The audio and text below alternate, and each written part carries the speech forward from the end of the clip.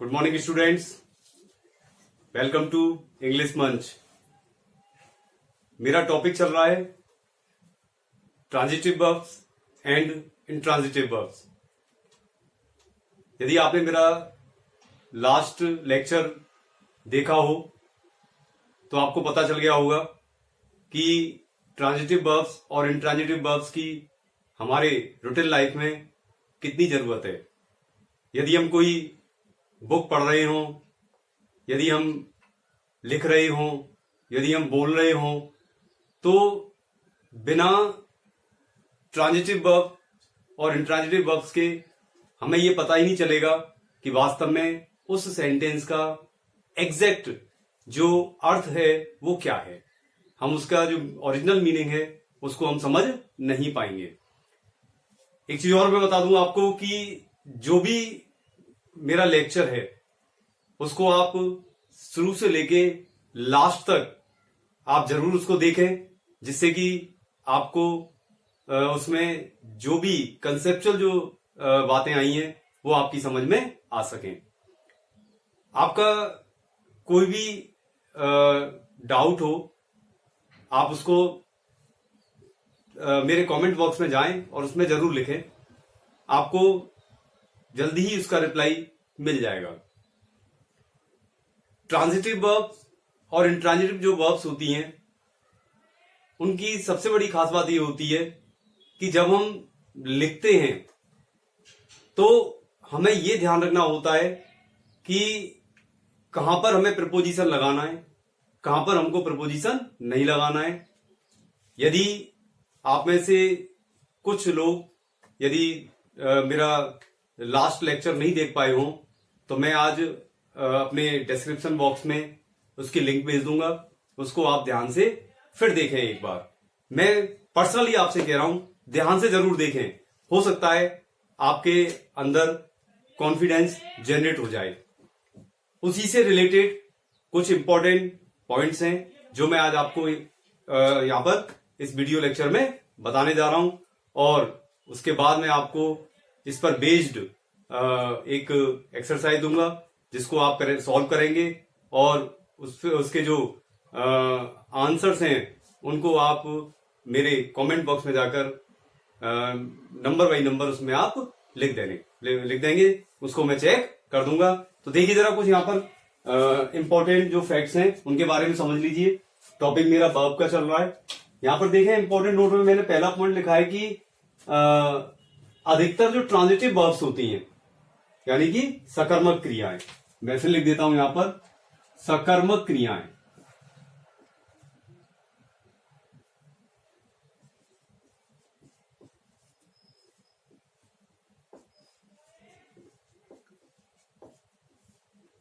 सकर्मक क्रियाओं का मतलब अब समझ में आ गया होगा आपके। मैं फिर आपको रिपीट कर देता हूं, यदि आप लास्ट वीडियो लेक्चर को देखने से रह गए हों तो उसको एक बार कंप्लीट देखना पूरा, तभी आपके टॉपिक ये समझ में आएगा।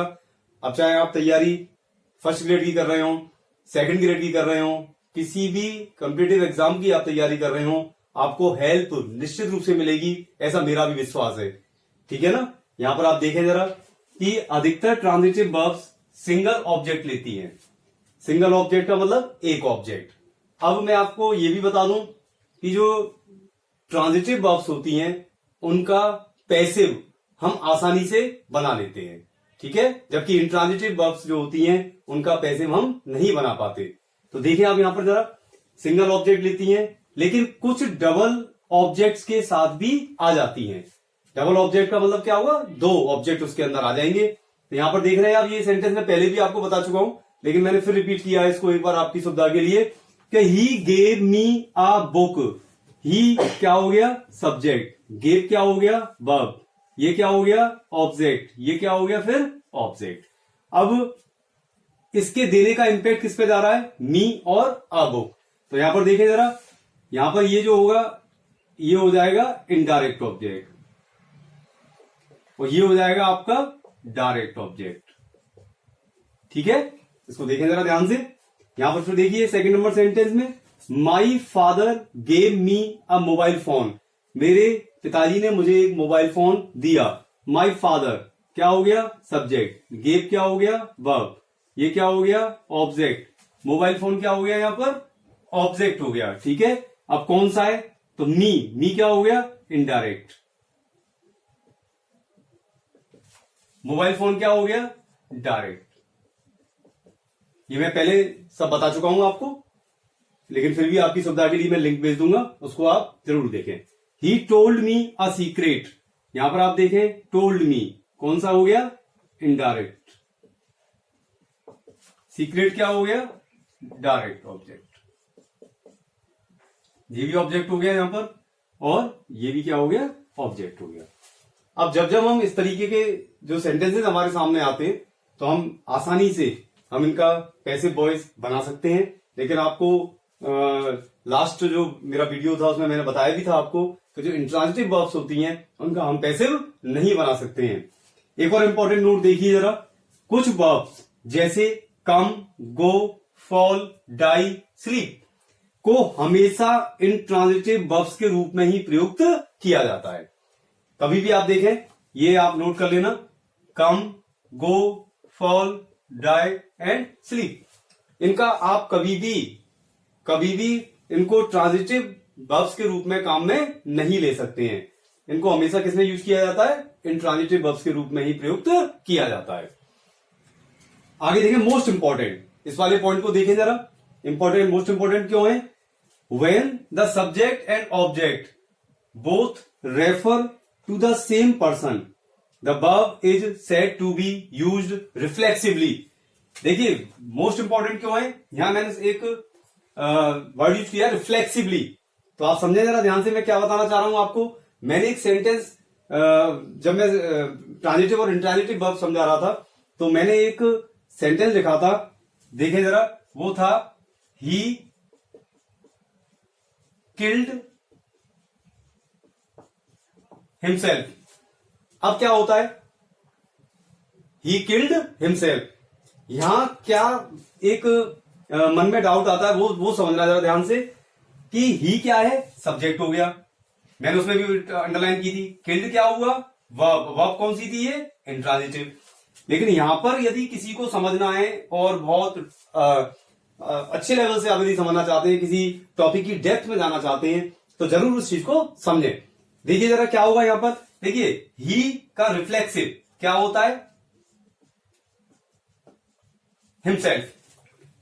ही का रिफ्लेक्सिव क्या हो जाएगा यहां पर? ये हो गया यहां पर हिमसेल्फ। अब हिमसेल्फ क्या होता है? Reflexive pronoun.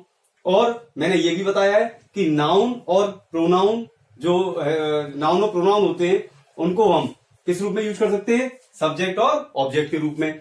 तो यहां पर कहीं ना कहीं ये जो रिफ्लेक्सिव है, ये एक तरीके से किसका काम किसके लिए आ रहा है? ही के लिए। ही क्या है यहां पर? सब्जेक्ट। तो ये एक तरीके से क्या हो गया यहां पर? ऑब्जेक्ट हो गया। तो आप कहेंगे कि सर ये क्या है?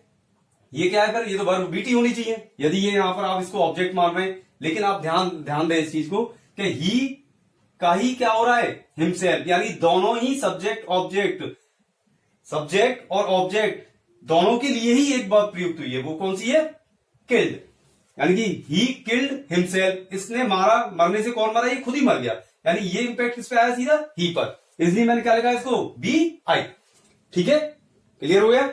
अब इसमें क्या हो, जो सबसे इंपॉर्टेंट बात है वो क्या है, उसको आप समझे जरा ध्यान से, कि ये हम ये भी कह सकते हैं, मैंने देखो एक लाइन लिखी है, इसको समझ में ध्यान से। द वर्ब, यहां पर आ जाइए अब, the verb is said to be used reflexively. यानी यहां पर एक तरीके से ऐसा माना जाएगा कि जो वर्ब है उसको हमने किस तरीके से यूज कर दिया है? रिफ्लेक्सिवली यूज किया है। क्योंकि इसका इंपैक्ट किस पे आ रहा है? इस पर। और इसका इंपैक्ट किस पे आ रहा है? इस पर। ये दोनों एक ही है, तो ये वर्ब कैसे हो गई? रिफ्लेक्सिवली हमने इसको यूज किया है। इसको ध्यान से समझें।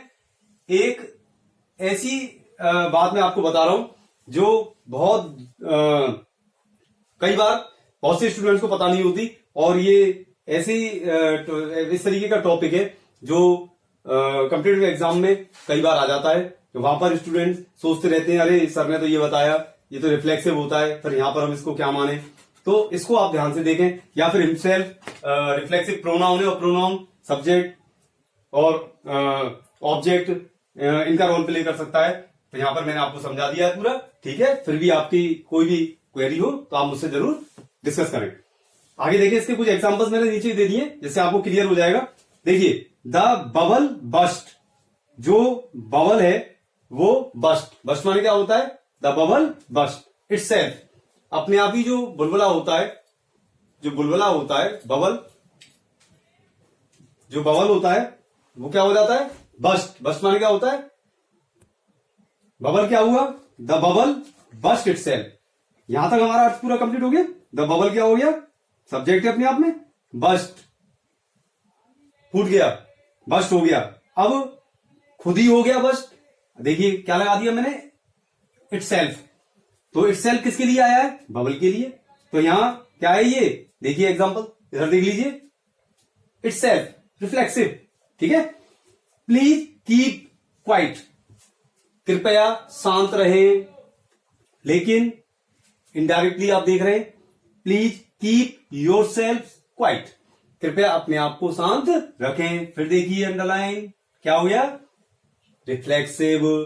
आगे आइए जरा, विद दीज वर्ड्स, इन शब्दों के साथ, he turn to the door, वो दरवाजे की तरफ मुड़ गया। या ये भी कह सकते हैं, he turn himself to the door, उसने अपने आप को दरवाजे की तरफ मोड़ लिया। क्लियर हो गया? यहां पर देखिए आप जरा, आगे जब आपका टॉपिक आएगा, मैंने पहले भी कह दिया है, पेशेंस रखें आप, एक एक करके मैं समझाऊंगा टॉपिक। एक और चीज सबसे इंपॉर्टेंट होती है कि मेरे जो टॉपिक्स होते हैं वो इंटरलिंक्ड होते हैं। यदि एक भी टॉपिक आपका मिस हो गया तो आगे का आपकी समझ में नहीं आएगा।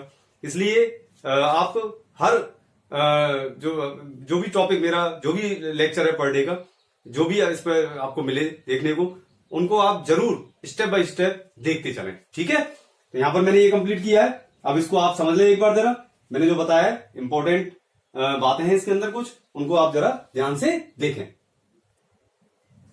अब जो मैं आपको बताने जा रहा हूं वो आपकी सोच को बदल देगा। ध्यान से देखना जरा। देखिए, वर्ब, ट्रांजिटिव, इंट्रांजिटिव। मैंने सेंटेंस लिखा, चाइना अटैक्ड इंडिया।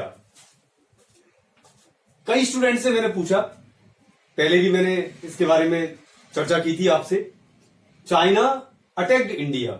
बच्चों से पूछो, चीन ने भारत पर आक्रमण किया।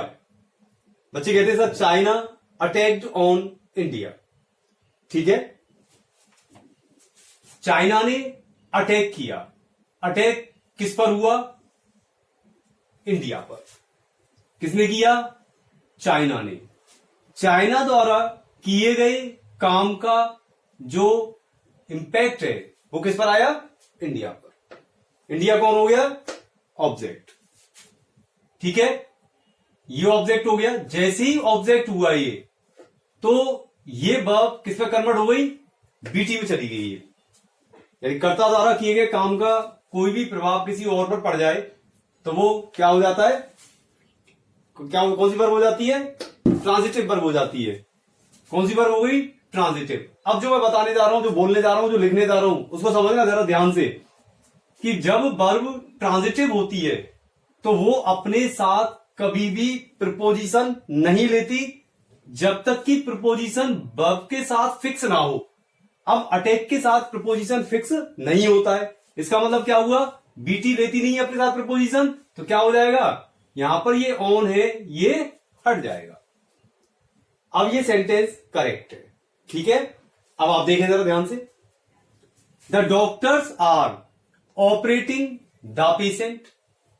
The doctors are operating the patient. अब दोनों सेंटेंसेस सेम है। अब बात आती है कि मैं एक में तो ऑन लगा देता हूं, ठीक है, और एक में मैं क्रॉस कर देता हूं।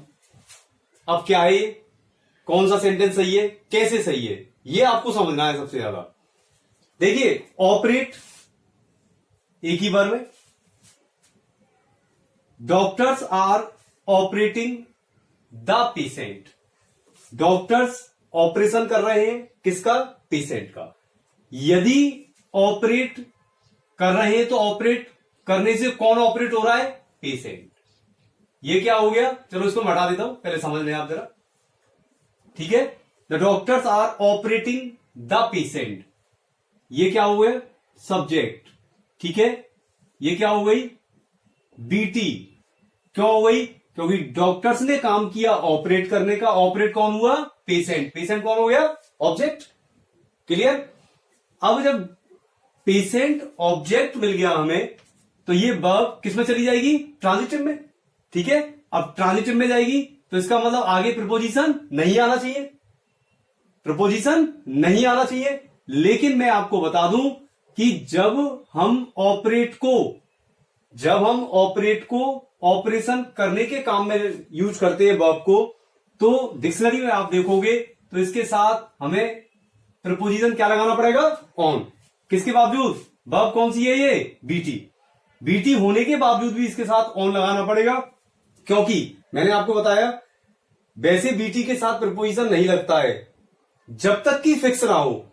जब तक कि फिक्स का क्या मतलब है? यहां ऑपरेट के साथ जब ऑन लगाओगे तभी ये आपका सेंटेंस कंप्लीट होगा, और डिक्शनरी में साफ दे रखा है ऑपरेट के साथ ऑन लगाइए, तो इसका मतलब हो जाएगा, क्या करना हो जाएगा? ऑपरेशन करना। ऑपरेशन का मतलब क्या हो गया? यहां पर इसका अर्थ क्या निकला? शल्य चिकित्सा। अब यदि मैं इसको लिख देता द डॉक्टर्स आर ऑपरेटिंग, और मैं बीटी समझ के इसको यहां लगा देता क्रॉस, कि भाई बीटी तो अपने साथ प्रीपोजिशन लेती नहीं है। यदि आपको ये कंसेप्ट नहीं पता है तो आप तो एक ही चीज, एक ही फ्लो में चलोगे। बीटी अपने साथ प्रीपोजिशन नहीं लेती, बीआई बिना प्रीपोजिशन के आती नहीं है। बिल्कुल समझ लो ध्यान से, doctors are operating on the patient, क्योंकि बीटी होने के बावजूद ही मैंने ऑन क्यों लगाया? क्योंकि इसके साथ ये ऑन लगने के बाद ही क्या होगा? शल्य चिकित्सा। यदि आपने क्रॉस लगा दिया, तो जब क्रॉस लग जाता है, ऑपरेट खाली आप सिंगल यूज करते हो और प्रीपोजिशन नहीं लगाओगे, तो इसका मतलब हो जाएगा, ऑपरेट का मतलब होता है किसी मशीन को शुरू करना, मशीन को शुरू करना। अब डॉक्टर्स पेशेंट का ऑपरेशन कर रहे हैं, शल्य चिकित्सा कर रहे हैं, उसको मशीन को चालू कर रहे हैं, उसकी को समझ आ गई बात? आप देखें जरा ध्यान से, यदि ऑपरेट के साथ आपने ऑन नहीं लगाया तो क्या हो जाएगा? मशीन को शुरू करना हो जाएगा, खाली ऑपरेट का मतलब तो। लेकिन डिक्शनरी में आप देखें, आप आराम से देखें, जैसे ही ऑपरेट के साथ आप ऑन लगाओगे तुरंत उसका अर्थ निकल जाएगा शल्य चिकित्सा करना। तो यहां पर ऑपरेट के साथ जब ऑन लग जाएगा तभी इसका अर्थ कंप्लीट होगा। तो क्या कंक्लूजन क्या निकला? फाइनली क्या कंक्लूजन निकल कर आया? देखिए जरा, इंपॉर्टेंट,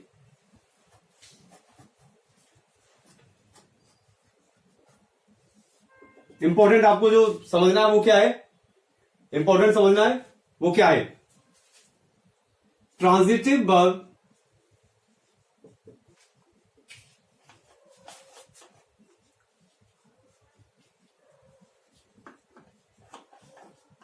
अपने बाद कभी भी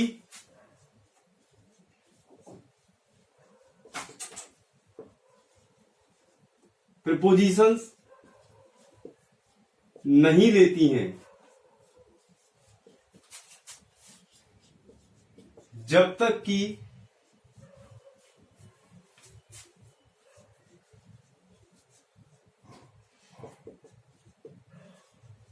प्रीपोजिशंस उनके साथ फिक्स ना हो। इंपॉर्टेंट लिखा है मैंने, और इंपॉर्टेंट नहीं, मोस्ट इंपॉर्टेंट। ध्यान रखना, किसी भी एग्जाम में चले जाना, किसी भी कंपटीशन को दे लेना, आरएएस आईएएस कुछ भी दे लेना, आरजेएस जिसमें भी जाओगे, ये बहुत काम आएगा टॉपिक आपके। इसीलिए कहा है मैंने वीडियो स्टार्ट कर दो तो बंद मत कर देना बीच में, नहीं आपके कंसेप्ट क्लियर नहीं हो पाएंगे, चाहे टॉपिक मेरा कोई सा भी हो। ये ध्यान रखें आप। द डॉक्टर्स, ये हो गया आपका क्लियर। यहां आप समझ गए होंगे कि यदि मैंने यहां ऑन नहीं लगाया होता तो इसका अर्थ ये निकलता। जैसे कंप्यूटर में आपने देखा होगा, हम कहते हैं कि ऑपरेटिंग सिस्टम कौन सा है, तो विंडो डली रहती है। विंडो क्या करती है? कंप्यूटर जैसे ही हम ऑन करते हैं तो क्या होती है? ऑपरेटिंग सिस्टम होता है उसका विंडो 8, विंडो 7 जो भी होता है, तो ऑपरेट यूज करते हैं उसमें हम केवल, ना कि उसमें ऑपरेट ऑन। क्योंकि ऑपरेट ऑन लगाती वो क्या हो जाता है, शल्य चिकित्सा हो जाता है। तो मैंने यहां नोट मोस्ट इंपॉर्टेंट लिखा है, मोस्ट इंपॉर्टेंट, और नीचे लिख देता हूं मोस्ट इंपॉर्टेंट नोट, और लीजिए जरा, ये आपको याद रखना है कि ट्रांजिटिव वर्ब्स अपने बाद कभी भी प्रीपोजिशंस नहीं लेती हैं जब तक कि प्रीपोजिशंस उनके साथ फिक्स ना हो। ये आप इसको नोट कर लीजिए। अब आप सोच रहे होंगे सर एक आध एग्जाम्पल और दे दीजिए, वो भी मैं पूरी उसकी एक्सरसाइज कराऊंगा आपके लिए। आपको समझना है, पहले इस कंसेप्ट को समझ लीजिए। अगला जो मेरा वीडियो होगा उसमें आपको इससे भी कुछ और हटकर इससे रिलेटेड कंसेप्ट आपको मिलेंगे जो मैं आपको बता रहा हूं। यहां पर आप देख लीजिए जरा, यहां पर ट्रांजिटिव वर्ब, इंट्रांजिटिव। इंट्रांजिटिव में क्या करना है आपको, मैंने कहा था इंट्रांजिटिव वर्ब्स जो होती हैं वो अपने साथ प्रीपोजिशन ले सकती हैं। जैसे आपने लिखा I am sleeping in my room, पहला सेंटेंस, ही इज रनिंग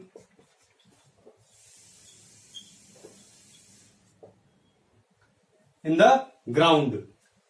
यहां पर आप देख रहे हैं आई एम स्लीपिंग, कोई दिक्कत नहीं है, ही इज रनिंग अर्थ समझ में आ जाएगा। लेकिन जैसे ही आप आगे इसको ले जाओगे तो आपको क्या लगाना है, प्रीपोजिशन लगाना पड़ेगा। यहां पर आपने देखा, आप इसको समझ लें एक बार, एक इंपॉर्टेंट कंसेप्ट है। और इस तरीके के जो कंसेप्ट होते हैं जब क्लियर हो जाते हैं तो हमें पढ़ने में भी अच्छा लगता है। हम जब लिखते हैं उस समय भी हमें लगेगा कि हम सही लिख रहे हैं, बोलेंगे तो भी हमें लगेगा कि हम सही बोल रहे हैं, क्योंकि एक प्रीपोजिशन पूरे सेंटेंस का अर्थ बदल देता है, कहीं से कहीं अर्थ निकलेगा उसका, तो उसमें दिक्कत आती है। आपने एक गाना सुना होगा, वो भी 3 इडियट का गाना था, ऑल इज वेल। अब आपने गाना सुन लिया लेकिन आपने ध्यान नहीं दिया, लेकिन उसमें ऑल के साथ इज क्यों लगाया गया, ऑल के साथ आर क्यों नहीं लगाया गया। तो मैं आपको वैसे ही ओरली बता देता हूं कि ऑल के साथ, एक मैंने आपसे कहा ना जो कंसेप्ट वाली बात चल रही है उसके लिए मैं बात कर रहा हूं कि ऑल के साथ जब हम इज लगाते हैं तो वो हमें थिंग्स के बारे में बताना शुरू कर देता है। ऑल इज वेल का मतलब था सब कुछ ठीक है। और यदि हम कहें कि घर पर सब लोग कैसे हैं तो आपको हमेशा क्या बोलना पड़ेगा, ऑल आर वेल। यानी कि थिंग्स के लिए आपको इज लगाना होता है और पर्सन्स के लिए आपको आर लगाना होता है। All is well, all are well. तो इस तरीके के कंसेप्ट अभी बहुत कुछ आना बाकी है आपके सामने। यदि आपको मेरा वीडियो अच्छा लगे, समझ में आया हो, तो इसको पूरा देखें और लाइक करें, ज्यादा से ज्यादा शेयर जरूर करें इसको। मैं चाहता हूं कि मेरे जो इंटीरियर में रहने वाले जो स्टूडेंट्स हैं, जो रिमोट पार्ट्स में रह रहे हैं इंडिया के, वहां तक ये मेरा टॉपिक कैसे भी करके पहुंच जाए। और जो बच्चे ज्यादा फीस जो होती है उसको अफोर्ड नहीं कर पा रहे, वो मेरे इस चैनल से अच्छी नॉलेज गेन कर सकें और जो भी उनका ड्रीम है उसको पूरा कर सकें। सब्सक्राइब करें मेरे चैनल को, बेल आइकन बटन दबाएं जिससे कि आपको मेरा नोटिफिकेशन मिल सके। Stay home, stay safe, goodbye, thank you.